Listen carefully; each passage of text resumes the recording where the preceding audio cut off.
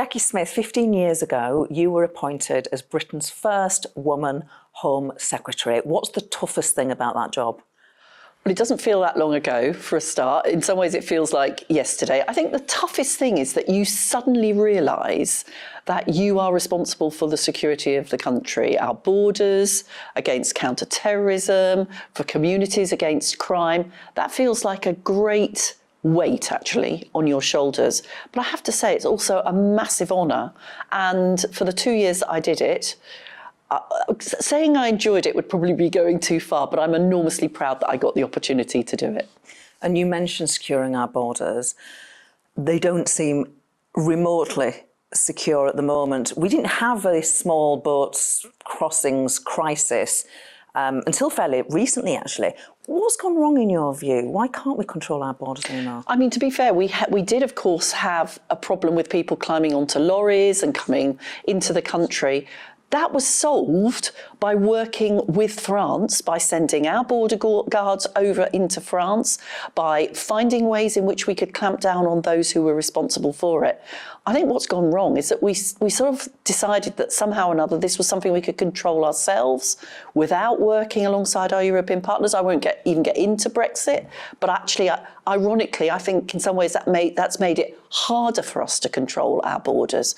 So actually this week, I was quite pleased to see the Home Secretary over in France talking to her counterparts, trying to find a way through it. But there's going to need to be a lot more than that done in order to protect not only our borders, but also the poor souls that are actually putting themselves and their families into completely unfit ships and little boats and coming over here. When we think about the last two Home Secretaries, Priti Patel and Suella Braverman, very, very tough talking. Is that a necessary part of doing the job? You have to sound tough. Look, I think what's more important is that you act tough and you act effectively rather than you talk tough. Sometimes, and this would be my argument about both Suella Braverman and Priti Patel, talking tough is a substitute for being successful. And, you know, we can all dog whistle, we can all talk as tough as you like, but in the end, if you don't make the country safer, if you don't tackle crime, if you don't help keep us protected from terrorism, if you don't secure our borders, you can talk as tough as you like. You're not actually doing the job of Home Secretary, which is to keep the country and our communities and our people safe. Now, you had to resign from that job.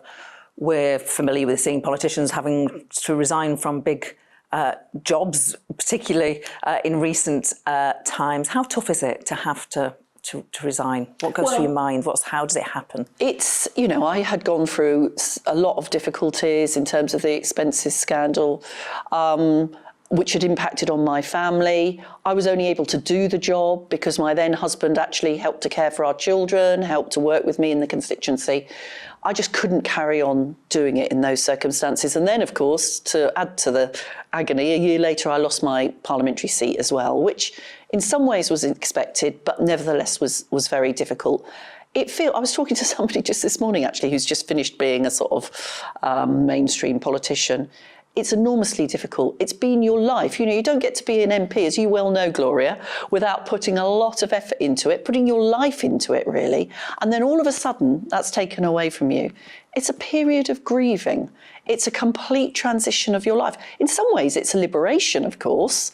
And I'm very lucky, 12 years on now from that happening, that I have a lovely life. I have a very interesting and I hope useful career and fun as well. But at the time, it is like losing the thing that you've worked all your life for. And it's enormously difficult and takes some time to get over.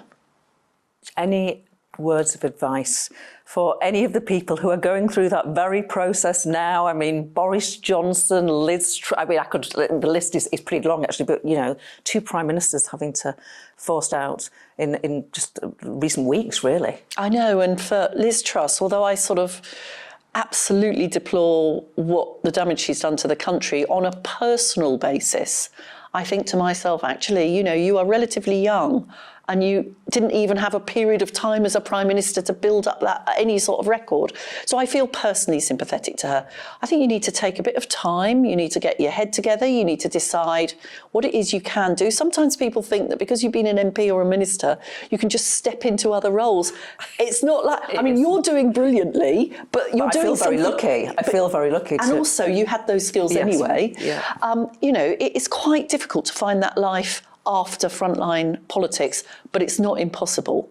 And I think it's important to find the things that you feel passionate about and that you think you can contribute to. And I've been really lucky to be able to do that in the NHS, in children's social care, a bit of commenting on what's going on in politics, a bit of working abroad as well.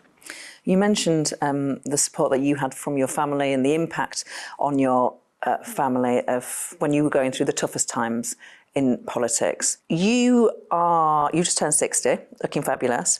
A couple of years ago, you separated from your husband after 33 years of marriage. Yeah. You did that at 58 years old. I mean, some women might be thinking, and me myself included, actually, I love my husband very much, but like, oh gosh, would I bother? 58. Tell me why I'm talking nonsense. Well, when it first happens, that is what you think. You know, I mean, if there are women out there to whom this is just happening now, let me say to you, as my sister and my very close friends used to say to me at the time, it will get better. And I used to look at them and think, no, that's it, end of my life, never will. Well, let me just say, it does get better. You know, I mean, as I grieved for my job, so I've grieved for my marriage, which was a very happy marriage of 33 years. And in some ways, I will never get over that. But I have got a new life. I've got a very lovely new partner. I've realised that it's possible to come through those times. So let me just say, I hope it never happens to you, Gloria, but let me just say to those to whom it has happened, things really do get better. All right, you don't have to answer this one, but I'm intrigued now. How do you meet people? Like, do you meet them online? Is it friends of friends? And like I say, don't tell me anything you're uncomfortable with. I was just wondering, just in case it does happen. If you're looking for help with your dating profile, come to me, Gloria. There are dating apps. I have used them.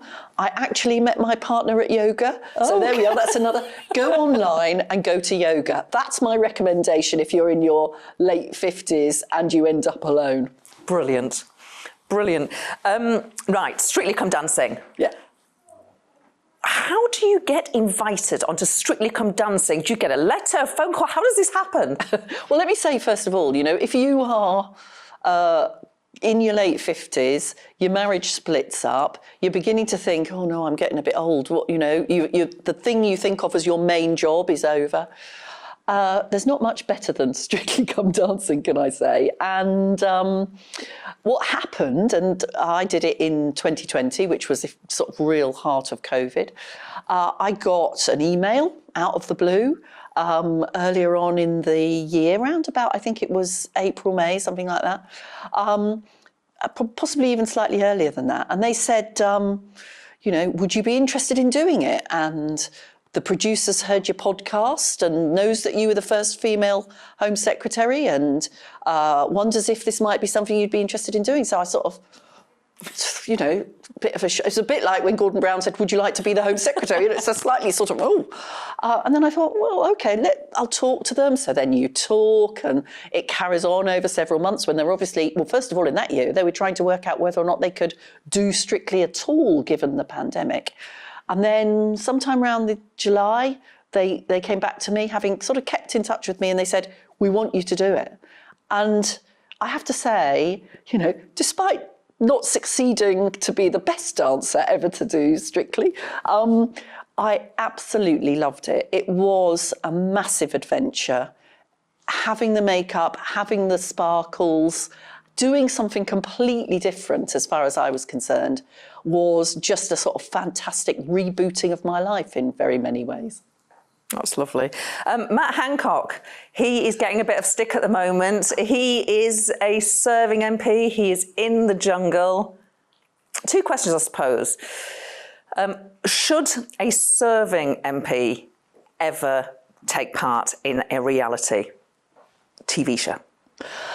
Look, we both know what it's like when you've got constituency you're answerable to. I don't think if you're a serving MP, you should take yourself away from your constituency for the length of time that Matt Hancock has. So I think he made a mistake there. I don't want to be super sanctimonious about it because I think, you know, to be perfectly honest with you, I think there are people in that jungle who've got more to answer for, Boy George for one, than probably Matt Hancock has about going into it. I mean, he will have a COVID inquiry at some point or another that he'll need to report to. So, no, I don't think he should have done it. I think his constituents will have something to say about it. And I suspect it means he thinks he's at the end of his political career as well. Would you go into the jungle? Why would I want to go into the... I've had sequins and gorgeous makeup. Why would I want to go and roll around in mud and chew on some animal's genitals, Gloria?